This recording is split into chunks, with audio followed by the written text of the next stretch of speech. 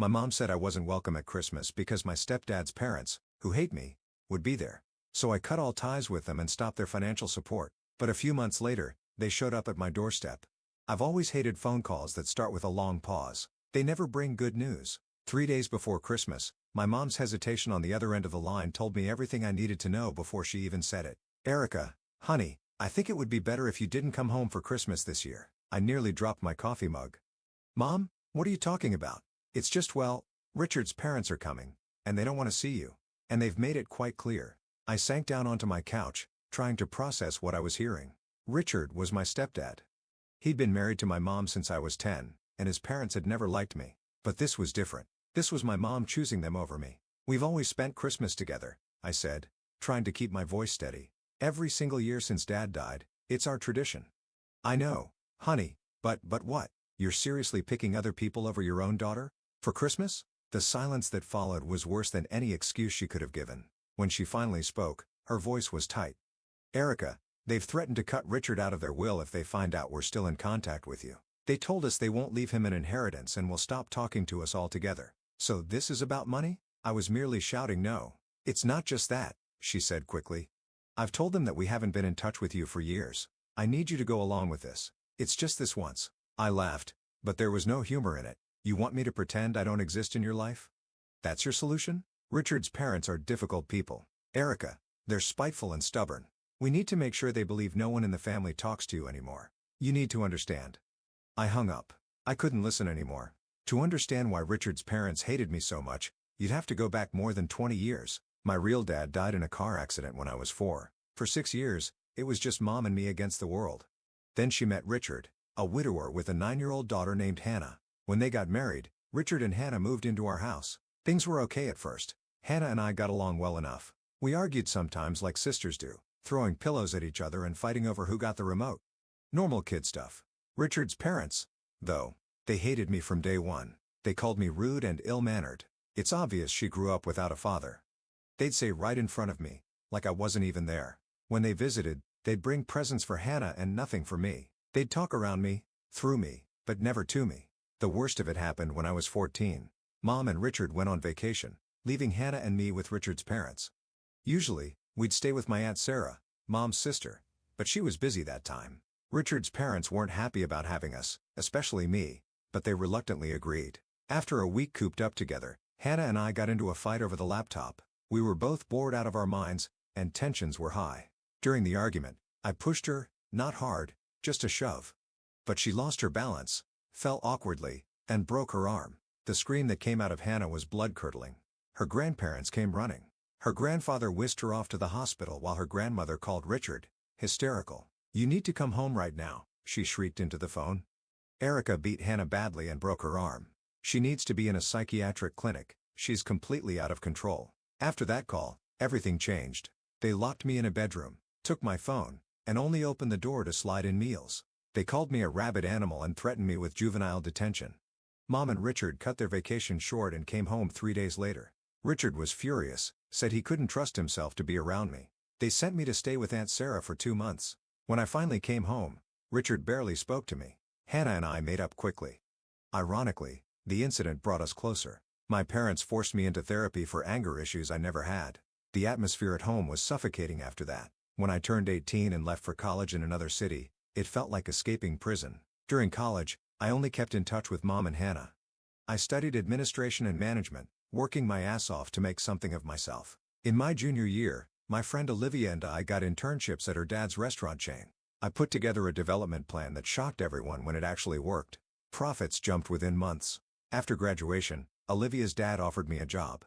He was handing the restaurant management company over to Olivia, and she wanted me as her executive director. I'd be responsible for business development and modernization, essentially her right-hand woman. Olivia and I transformed that restaurant chain. We set up food delivery services, developed a mobile app, and created workspaces where customers could use laptops while ordering food. We started cooking classes, installed live feed cameras in the kitchens to show off how clean and efficient they were, and designed special zones for selfies in each restaurant. Young people started flooding in. We kept the old customers and attracted tons of new ones. Business boomed, and suddenly I had a salary I'd never dreamed of. For the first time in my life, I had savings. That's when Mom called about Richard's job problems. He's been let go, she explained. We're struggling to make the mortgage payments. Then Richard got on the phone. Erica, I'm sorry for everything. You're our only hope right now. So I agreed to help. Every month, I sent money for their mortgage payment. Eventually, Richard found part-time work, but I kept paying anyway. It wasn't a hardship for me, and they'd gotten used to the help. I thought I was buying a better relationship with them. I was wrong. After that awful call with Mom, I sat on my couch for what felt like hours, just staring at my phone. My thoughts were a mess. I needed to talk to someone who'd understand. I dialed Hannah's number. Hey, sis. What's up? Hannah's cheerful voice was such a contrast to how I was feeling. Mom just called, I said, my voice shaking a little. She told me not to come home for Christmas because your grandparents will be there. Your grandparents threatened to cut Richard out of their will if they found out they still talk to me. Apparently, she's been telling them for years that they don't have any contact with me. That's bullshit, Hannah rarely cursed. What the hell is wrong with them? She wants me to play along, I continued. Pretend I'm not part of the family anymore, so your grandparents will leave them money someday. Well, the hell with it, Hannah said firmly. If you're not welcome there, then I'm not coming either. If they're choosing money over you, then they can do Christmas without both of us. Tears welled up in my eyes. After everything we'd been through, Hannah was still the one person in my family who had my back unconditionally. After hanging up with Hannah, I felt slightly better. I called a few friends who I knew didn't have family plans for Christmas. By the end of the night, I had organized an impromptu orphan Christmas at my apartment with Hannah and 5 friends. The day before Christmas, Hannah arrived with a small suitcase and a bag full of decorations. I raided the dollar store, she said, dumping glittery ornaments and tinsel on my coffee table. Your place needs some Christmas spirit. We spent the evening decorating my apartment, drinking wine, and catching up. Neither of us mentioned Mom or Richard or the inheritance situation. For a few hours, it was just like old times. Christmas Day was nothing like the formal, tense affairs we'd grown up with at home. My friends arrived around noon, each bringing food, drinks, or games. We ate too much, laughed too loud, and drank probably more than we should have. It wasn't traditional, but it was real. By the end of the night, even Hannah admitted it was the best Christmas she'd had in years. But of course, reality has a way of intruding. While scrolling through Instagram before bed, I saw a post from Mom. There she was, smiling next to Richard's parents in their living room, everyone wearing matching Christmas sweaters. The caption read, "So blessed to spend this special day with family." Family. The word felt like a knife twisting in my gut. I wasn't family anymore. I was an inconvenient truth to be hidden away. I couldn't sleep that night. The Instagram post kept replaying in my mind, along with every monthly mortgage payment I'd been making. Every time I sent that money, I thought I was healing old wounds, building bridges.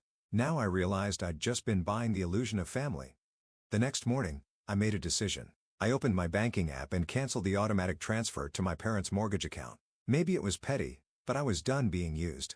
2 weeks passed. I threw myself into work, grateful for the post-holiday rush of new restaurant customers with their New Year's resolutions to try new places. Olivia and I were working on plans to open a new location, and I welcomed the distraction. Then Mom called. I almost didn't answer, but some part of me wanted to hear what she had to say. Erica, there's a problem with the mortgage payment, she said without even saying hello. Did you forget to send it? I didn't forget, I replied, keeping my voice steady. I canceled it. There was a beat of silence. What do you mean? You canceled it? I mean, I'm not paying your mortgage anymore, but we're counting on that money. Her voice rose in panic. The payment is due today. You should have thought about that before you betrayed me for your in-laws' money, I said. You chose them over me. Now you can ask them to pay your mortgage. This is about Christmas? Erica, you're being childish. We explained why. You explained that money is more important to you than I am. Message received. Her tone changed then, from panicked to accusatory. I know what you did, you know. You convinced Hannah not to come for Christmas. You turned her against us. What? I didn't. Do you know what I had to tell Richard's parents? That she was seriously ill. I had to lie and make up a whole story because of you. I couldn't believe what I was hearing. You've gone mad because of this inheritance thing. Normal people don't invent illnesses for their children, Mom.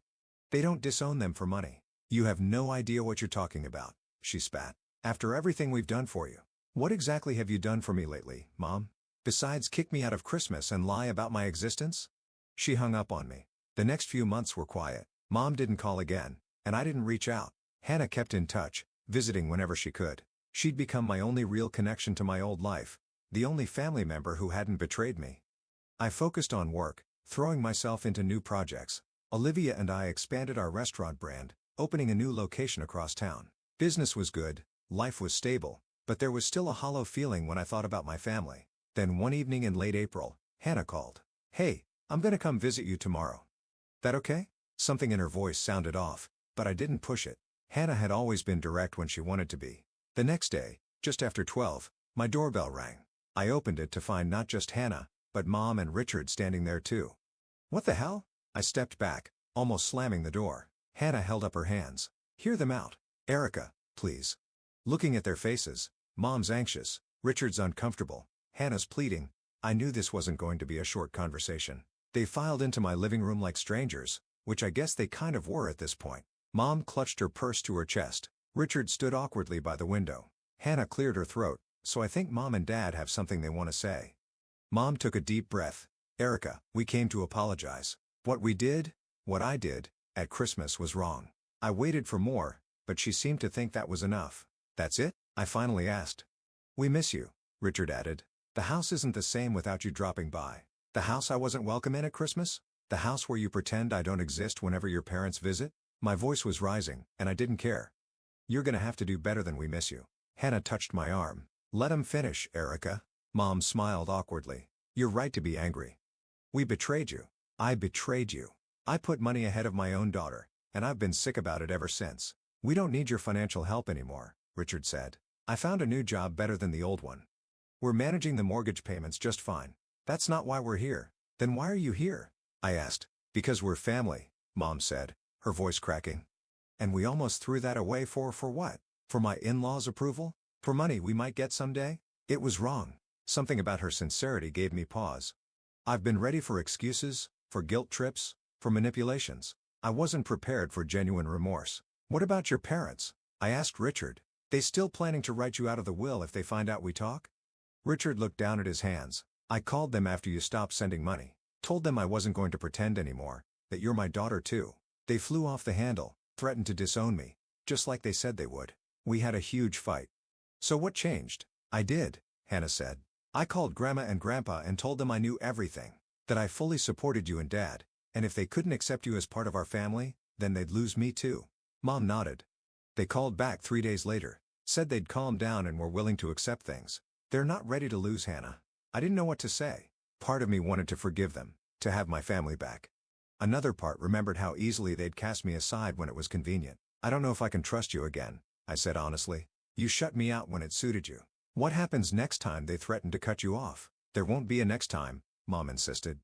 "We've drawn a line. You're our daughter, and that's non-negotiable." I looked at Hannah, who nodded encouragingly, then at Richard, who seemed more earnest than I'd seen him in years. Finally at Mom, whose eyes were filled with tears. "I'm not saying everything's fine now," I said carefully. "It's going to take time, but I'm willing to try." Mom let out a sob and rushed to hug me. I remained stiff in her embrace, not quite ready to give in completely. "We've been looking into family therapy," Richard said when Mom finally released me, "all 4 of us. To work through the old stuff. Not just this recent mess." "Therapy?" I couldn't hide my surprise. Richard had always scoffed at my forced anger management sessions as a teenager. "It was Dad's idea," Hannah said, looking proud of him. "He says we all have baggage we need to unpack." "I should have stood up for you years ago," Richard admitted, "after the accident with Hannah's arm. I knew it wasn't your fault, but I let my parents dictate how I treated you. That wasn't right." I thought about all the years I'd spent trying to win his approval. The therapy sessions where counselors tried to fix me when I wasn't broken. The way I'd financially supported them even after all that, hoping it would make them love me. That evening stretched into hours of painful but necessary conversation. We talked about old wounds I thought had scarred over but clearly hadn't. About the Christmas betrayal that had been the last straw. About what it would take to rebuild trust. By the time they left, we had a plan. Weekly family therapy sessions starting the following month. Regular dinners, just the 4 of us, no in-laws allowed. Clear boundaries about what was and wasn't acceptable going forward. It wasn't forgiveness, not yet, but it was a beginning. After they left, Hannah stayed behind. She flopped onto my couch with the familiarity of a sister who knew she was welcome. "You okay?" she asked. "I don't know," I answered honestly. Part of me wants to believe them. Another part is waiting for the other shoe to drop. "I get that." She picked at a loose thread on my throw pillow. "For what it's worth, I think they mean it this time. You should have seen Mom after Christmas. She was a mess. Kept saying she'd made a horrible mistake." "Did they ask you to arrange this?" Hannah shook her head. "It was my idea. I was tired of being the go-between." Of hearing them talk about how much they missed you while knowing they'd hurt you so badly. I leaned back, suddenly exhausted. I'm not sure family therapy is going to fix everything. Probably not, Hannah agreed, but it's a step. And I'll be there too, making sure they don't backslide. I smiled at my sister, my real sister, regardless of blood. When did you get so wise? Learned from the best, she said, nudging my shoulder with hers. You never gave up on me, even when we were kids and I was a total brat. Now it's my turn to not give up on this family. That night, after Hannah left, I sat alone in my apartment thinking about second chances. About family, both the one you're born into and the one you choose. About forgiveness. I wasn't sure if I was ready to fully let my parents back in. Trust, once broken, doesn't mend easily. But maybe, just maybe, we could build something new from the pieces of what had been broken. The first family therapy session was as awkward as you'd expect. Dr. Levine, a woman in her 50s with kind eyes and a no-nonsense attitude, had us sit in a circle and talk about our expectations. I just want my family back, Mom said, dabbing at her eyes. I want to understand why I was so easily disposable, I countered. Richard shifted uncomfortably. I want to be a better father to both my daughters. Hannah, always the peacemaker, said, I want us to be honest with each other. No more secrets or lies. Dr. Levin nodded. Those are all valid desires. This won't be easy, but acknowledging what you want is a good start. Over the next few weeks, we met regularly. Sometimes the sessions were productive. Sometimes they devolved into arguments or tears. But we kept showing up. Slowly, painfully, we unpacked years of misunderstandings, resentments, and fears. We talked about why I'd felt compelled to financially support them even after everything that had happened. About how Richard's parents had weaponized their inheritance to control the family. About the Christmas betrayal that had finally broken me. Outside of therapy, we started rebuilding our relationship in small ways. Mom would call just to chat. Richard sent me articles about restaurant management he thought might interest me. Hannah and I maintained our sister bond, stronger than ever. 2 months into therapy, we hit a breakthrough when Richard opened up about his own childhood. My parents always used money to control me, he said. Growing up, if I didn't behave exactly as they wanted, they'd threaten to cut me off. When I wanted to marry my first wife, they threatened to disinherit me because they didn't approve of her. I stood my ground then, but after she died, I guess I didn't have the fight left in me. So when they started treating Erica the same way, Dr. Levine prompted, I fell back into old patterns, he admitted, looking at me with genuine remorse. I'm so sorry, Erica. I failed you. Something shifted in me that day. For the first time, I saw Richard not as the stepfather who'd betrayed me, but as someone who'd been manipulated his whole life, just like I had been. We both deserved better, I told him. By the 3rd month of therapy, we were ready to test our new family dynamics in the real world. Mom invited me over for dinner at their house, my childhood home. I hadn't been there since before Christmas. As I pulled into the driveway, my stomach churned with anxiety. What if Richard's parents showed up unexpectedly? What if this was all an elaborate trap? But when I walked in, I was greeted by the smell of my favorite meal, Mom's lasagna, and a dining room decorated with photos. Photos of me graduating college. Photos of Hannah and me together. Photos of all 4 of us from happier times. We put these back up, Mom explained, following my gaze. They belong here. You belong here. Dinner wasn't perfect. There were still awkward pauses and moments when old tensions threatened to resurface, but it felt like progress. After dinner, Richard pulled me aside. I need to show you something, he said, leading me to his office. On his desk was a legal document. What's this? I asked.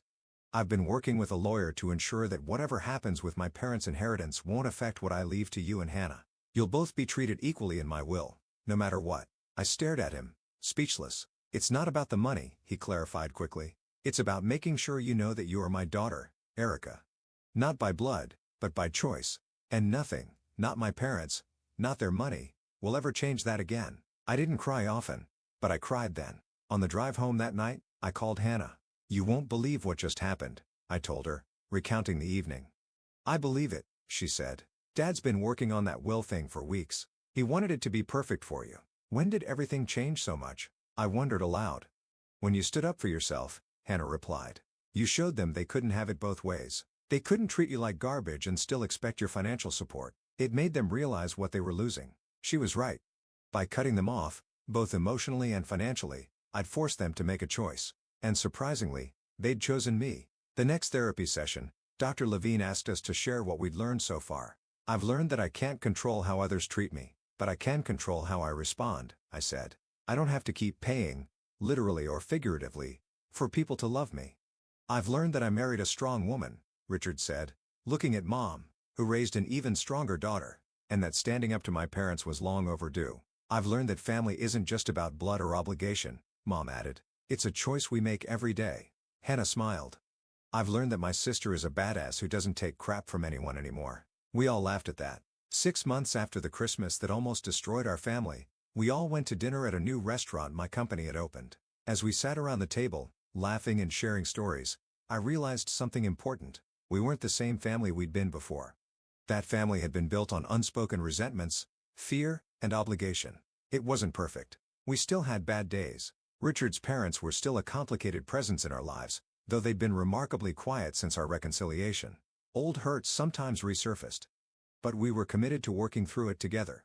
And that, I was beginning to believe, made all the difference.